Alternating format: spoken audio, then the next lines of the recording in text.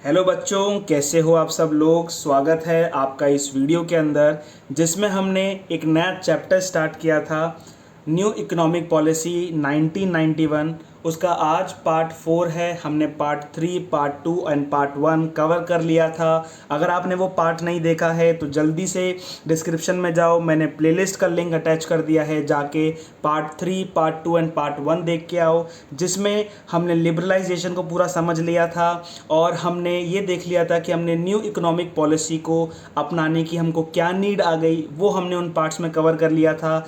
आज इस पार्ट में हम प्राइवेटाइजेशन एंड ग्लोबलाइजेशन को कंप्लीट करने वाले हैं। तो जल्दी से इस वीडियो को लाइक करो, चैनल को सब्सक्राइब कर लो, कमेंट सेक्शन में अपनी अटेंडेंस लगाओ और जल्दी से हम इस वीडियो को स्टार्ट करते हैं।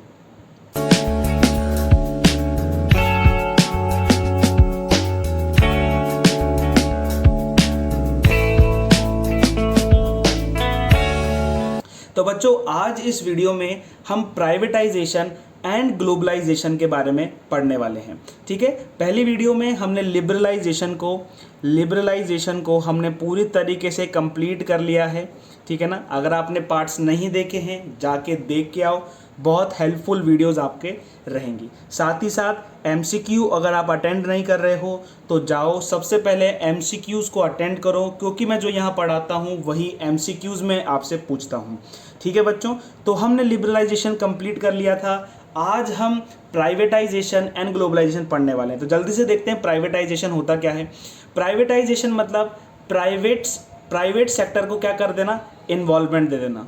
यानी कि प्राइवेटाइजेशन, प्राइवेट सेक्टर से ही तो प्राइवेटाइजेशन नाम बना ना। तो इसका मतलब क्या होता है, more involvement of private sector, more involvement of private sector. इसका डायरेक्ट मतलब होता है कि गवर्नमेंट का जो गवर्नमेंट सेक्टर है, गवर्नमेंट का रोल कम कर देना, किसमें, पीएसयूज में से, यानी पब्लिक सेक्टर अंडरटेकिंग। यानी कि जो गवर्नमेंट की कंपनीज होती हैं, जो गवर्नमेंट के द्वारा है ना इस्टेब्लिश करी कंपनी होती है, उसमें गवर्नमेंट का ही रोल कम कर देना और प्राइवेट सेक्टर को इन्वॉल्व करना। जैसे कि जो एयरलाइंस हैं उसको इस्टेब्लिश किसने किया था, गवर्नमेंट ने किया था, लेकिन अब उसको क्या कर दिया, उसको प्राइवेट सेक्टर्स के हाथों में दे दिया। अब प्राइवेट सेक्टर उसको चलाते हैं, एफिशिएंसी को इम्प्रूव करते हैं। गवर्नमेंट से जो गलती हुई थी वो प्राइवेट सेक्टर नहीं करते हैं। ठीक है, क्योंकि प्राइवेट सेक्टर क्या है, प्रॉफिट ओरिएंटेड है। क्या है, प्रॉफिट ओरिएंटेड है। और गवर्नमेंट क्या है, वेलफेयर ओरिएंटेड है। तो गवर्नमेंट कभी कभार ऐसे भी काम कर देती है जो जिसमें प्रॉफिट नहीं होता लेकिन वेलफेयर होता है। लेकिन क्योंकि प्राइवेट सेक्टर प्रॉफिट ओरिएंटेड है तो ये कभी नहीं चाहेंगे कि कोई सी भी कंपनी लॉस मेकिंग हो और लॉस में काम करे। ठीक है, गवर्नमेंट लॉस मेकिंग थी, पीएसयूज बहुत ज़्यादा लॉस मेकिंग थे, इसलिए हमको प्राइवेटाइजेशन इन्वॉल्व करना पड़ा। और प्राइवेटाइजेशन के प्रोसेस में दो चीज़ आती हैं। सबसे फर्स्ट आता है कि हम कैसे प्राइवेटाइजेशन कर सकते हैं, by withdrawal of the ownership of PSUs. यानी कि या तो हम गवर्नमेंट की जो ओनरशिप है उसको हम क्या कर दें, रिड्यूस कर दें, गवर्नमेंट की ओनरशिप को ही हम रिड्यूस कर दें। और दूसरा by disinvestment, reverse of purchasing. यानी कि पहला है कि हम उनकी ओनरशिप को विड्रॉ कर लें और दूसरा है डिसइन्वेस्टमेंट। अब ओनरशिप को विड्रॉ करने का मतलब ये होता है कि गवर्नमेंट अपनी ओनरशिप को जो पब्लिक सेक्टर अंडरटेकिंग्स में थी अब उसको विड्रॉ कर रही है। यानी कि अब गवर्नमेंट ज़्यादा इन्वॉल्व नहीं रहेगी पीएसयूज में से, अब वो अपने इन्वॉल्वमेंट को हटा रही है। ठीक है, ये तो होता है withdrawal of ownership. And second होता है डिसइन्वेस्टमेंट। डिसइन्वेस्टमेंट का मतलब ये होता है कि जो गवर्नमेंट है वो पब्लिक सेक्टर एंटरप्राइजेस में से अपने जो शेयर्स हैं, उनकी जो शेयर्स हैं उनको क्या कर रही है, बेच रही है। शेयर्स को क्या कर रही है, सेल कर रही है। मैंने यहाँ पे क्या लिखा, रिवर्स ऑफ परचेजिंग। जैसे हम किसी भी कंपनी में इन्वेस्ट करते हैं, है ना, हम शेयर्स के थ्रू किसी भी कंपनी में इन्वेस्ट करते हैं तो हम उस कंपनी के हम क्या हो जाते हैं, शेयर होल्डर हो जाते हैं। हम क्या हो जाते हैं, शेयर होल्डर हो जाते हैं। यानी कि ये हमारा इन्वेस्टमेंट है कि हम किसी कंपनी में पैसा लगा रहे हैं, लेकिन इसका रिवर्स होता है डिसइन्वेस्टमेंट। अब गवर्नमेंट खुद के जो शेयर्स हैं उनको प्राइवेट सेक्टर को सेल कर रहा है और अपनी ओनरशिप को कम कर रहा है। इसको बोलते हैं डिसइन्वेस्टमेंट। ठीक है। और disinvestment and withdrawal of ownership क्यों करा गया? जिससे हम फाइनेंशियल डिसिप्लिन को अचीव कर सकें, फाइनेंशियल डिसिप्लिन को अचीव कर सकें। फाइनेंशियल डिसिप्लिन का मतलब जैसे मान लो आपके पास 100 रुपये हैं, आपके पॉकेट में 100 रुपीज़ हैं, तो आप 100 रुपीज़ को प्लान करोगे कि आपको कहाँ कहाँ इसको यूटिलाइज़ करना है, कैसे इसको यूटिलाइज़ करना है, ठीक है। आप ऐसे तो नहीं है कि भाई विदाउट प्लानिंग के आप कुछ भी काम कर लोगे। अब अगर मान लो आपके पास 100 रुपीज़ और आपको भूख लग गई, तो अब आप इसको प्लान करोगे कि मैं 50 रुपीज़ के मोमोज़ खा लूँगा, ठीक है, 10 रुपीज़ या 20 रुपीज़ का जो भी है मैं कोल्ड ड्रिंक पी लूँगा, ठीक है, और जो भी है और जितना भी अमाउंट बच जाता है उसका मेरा ट्रांसपोर्टेशन हो जाएगा, जाने आने का खर्चा हो जाएगा। तो आपने इस 100 रुपीज़ को क्या किया? प्लान किया। यानी कि आपके अंदर फाइनेंशियल डिसिप्लिन है, आप ऐसे ही पैसे को खर्च नहीं कर रहे कहीं पर भी, लेकिन आप एक प्लानिंग के साथ, एक बढ़िया मैनेजमेंट के साथ, ठीक है ना, उसको यूटिलाइज कर रहे हैं। तो क्या होगा जब क्या होगा अगर गवर्नमेंट सेक्टर का जो पब्लिक सेक्टर है, अगर वो प्राइवेट सेक्टर के हाथ में आ जाएगा, जो कंपनीज गवर्नमेंट की है वो अगर प्राइवेट के हाथों में आ जाएगी, तो प्राइवेट सेक्टर क्या करेगा? क्योंकि प्राइवेट सेक्टर प्रॉफिट ओरिएंटेड है, तो प्राइवेट सेक्टर क्या करेगा? प्लानिंग करेगा, ठीक है, मैनेजमेंट करेगा उन रिसोर्सेज की, जिससे उनको घाटा नहीं हो, लॉस नहीं हो, लेकिन हर केस में वो क्या हो? प्रॉफिट हो।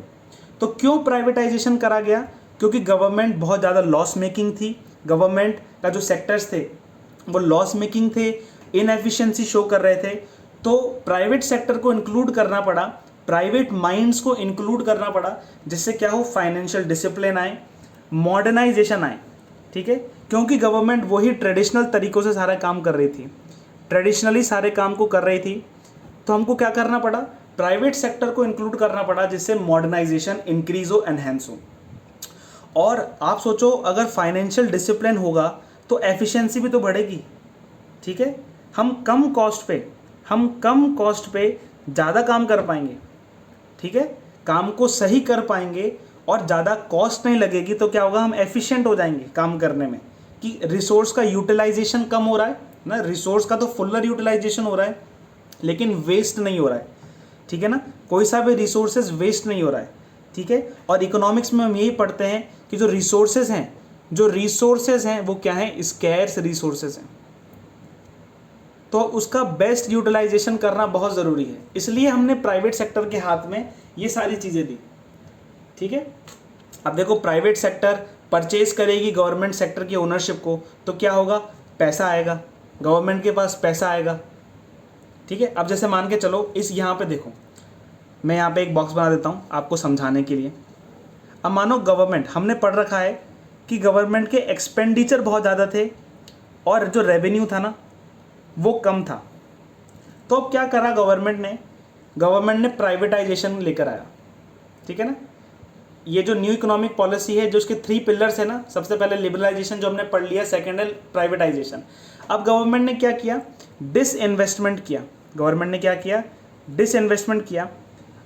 डिसइन्वेस्टमेंट में हमने क्या पढ़ा है? प्राइवेट ने क्या किया? प्राइवेट सेक्टर ने पैसा दिया किसको? गवर्नमेंट को। गवर्नमेंट ने सेल कर दिया ना अपने शेयर्स को, गवर्नमेंट ने अपने शेयर्स को सेल कर दिए, तो जो प्राइवेट सेक्टर है वो क्या करेगा? गवर्नमेंट को पैसा देगा, जिससे क्या होगा? गवर्नमेंट का रेवेन्यू बढ़ेगा, तो क्या होगा? फिस्कल डेफिसिट कम होगा। क्या कम होगा?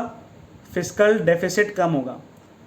अगर आपको ये टॉपिक, आपको ये वर्ड्स नए नए लग रहे हैं, इसलिए मैं बोल रहा हूँ जाके पहले पार्ट 3, पार्ट 2 एंड पार्ट 1 देख के आओ, तो आपको ये सारी चीज़ नई नहीं लगेगी, लेकिन आपको ऐसा लगेगा कि नहीं हमने पढ़ रखा है ये सारी चीज़, ठीक है।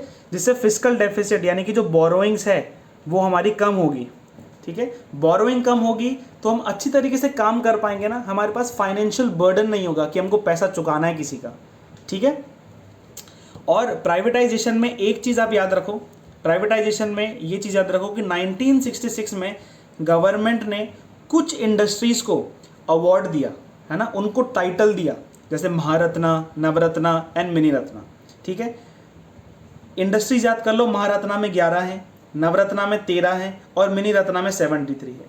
अभी कमेंट सेक्शन में जाओ और इनको लिखो कि महारत्ना 11, नवरत्ना 13 एंड मिनी रत्ना 73। एक एक्स्ट्रा इन्फॉर्मेशन के लिए बता दूं कि जो महारत्ना होती है ना, वो 25,000 करोड़ से ऊपर उनकी सेल्स होती है, ठीक है। और इसमें आप एग्जांपल याद कर लो, IOCL, भेल सेल, ठीक है ना, ये सारे एग्जांपल महारत्ना के।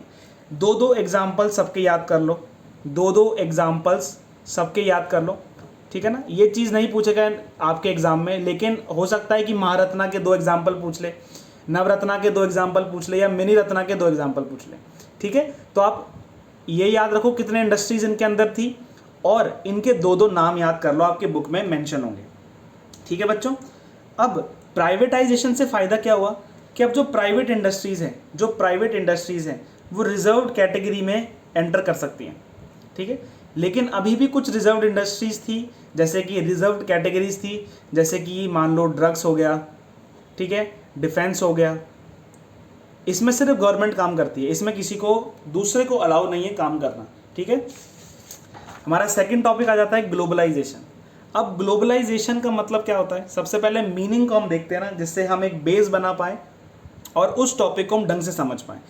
ग्लोबलाइजेशन का मतलब होता है इकोनॉमीज़ को, जैसे इंडियन इकोनॉमी है, USA इकोनॉमी है, चाइना की एक इकोनॉमी है, तो इकोनॉमिक्स को हम क्या करें, इंटीग्रेट कर लें और एक बॉर्डरलेस वर्ल्ड बनाएं जहाँ पे कोई बॉर्डर्स नहीं होगी और free flow of goods and services होगा। यानी कि इंडिया USA को माल बेच सकता है और USA आराम से अपना माल इंडिया को बेच सकता है। इंडिया USA को अपनी सर्विसेज बेच सकता है, ठीक है, जैसे हम देखते हैं ना कॉल सेंटर है आजकल, ठीक है। इंडिया अपनी सर्विसेज USA को बेच सकता है और USA अपनी सर्विसेज इंडिया को बेच सकता है, ठीक है। कोई इनके बीच में रिस्ट्रिक्शन नहीं होगा, ठीक है ना। USA मना नहीं करेगा कि मैं इंडिया को माल नहीं बेचूंगा और इंडिया भी मना नहीं कर सकता कि मैं USA को माल नहीं बेचूंगा, ठीक है। दोनों को अब आपस में ट्रेड करना ही पड़ेगा, एक दूसरे से रिलेशन रखना ही पड़ेगा, ठीक है। और एक और चीज़ याद रखना, ग्लोबलाइजेशन में एक और चीज़ आती है कि अगर USA कुछ स्टेप्स ले रहा है, तो उसका जो इम्पैक्ट है, जो उसका इफेक्ट है, वो इंडिया में भी आएगा, ठीक है। एक जो नेशन है, एक जो इकोनॉमी है, वो दूसरी इकोनॉमी को भी इफेक्ट करती है, यह बात आप याद रखना। क्यों? क्योंकि जो पूरा वर्ल्ड है वो क्या है, इंटरकनेक्टेड है, ठीक है। जैसे मानो इंडिया में हमने बैन कर दिए थे, ऐप्स को बैन कर दिया था हमने, चाइनीज़ ऐप्स को। अब सोचो चाइनीज़ ऐप्स को किसने बैन किया, इंडिया में।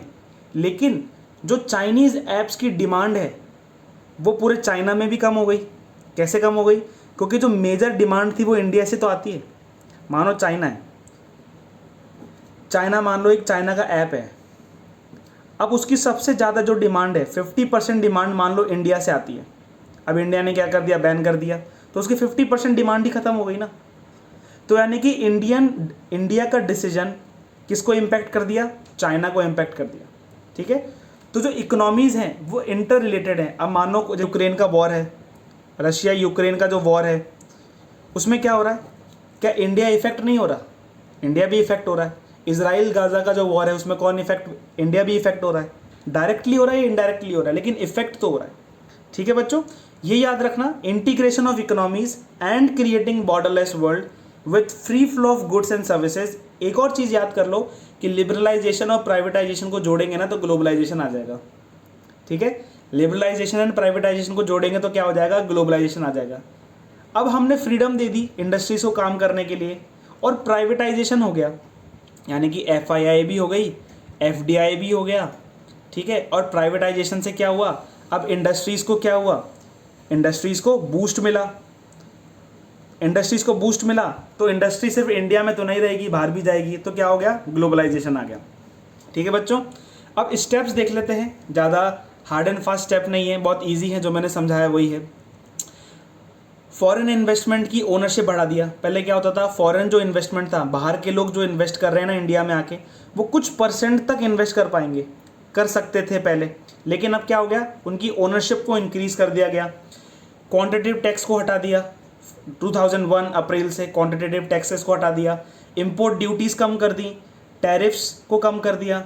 अब इंपोर्ट ड्यूटी एंड टैरिफ्स को कम कर दिया तो क्या हुआ, बाहर की जो इंडस्ट्रीज़ हैं वो भी इंडिया में आ गई, बाहर के जो लोग हैं वो भी आके इंडिया में काम करने लगे, और जैसे ही वो इंडिया में आके काम करने लगे क्या हुआ, कंपटीशन बढ़ गया। कंपटीशन कैसे बढ़ गया, क्योंकि जो डोमेस्टिक प्लेयर है उनकी जो क्वालिटी थी वो कम थी, बाहर की जो क्वालिटी थी वो ज़्यादा थी। तो अभी ये जो लोग हैं उन लोगों से compete करने लग गए, जिससे क्या हुआ, कंपटीशन बढ़ गया।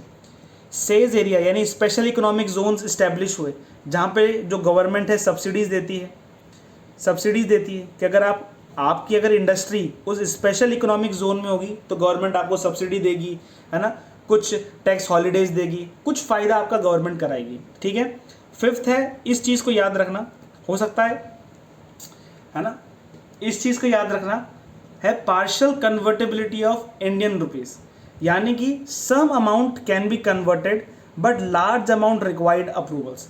यानी कि जो INR है, इंडियन करेंसी है, वो पार्शियली कन्वर्टेड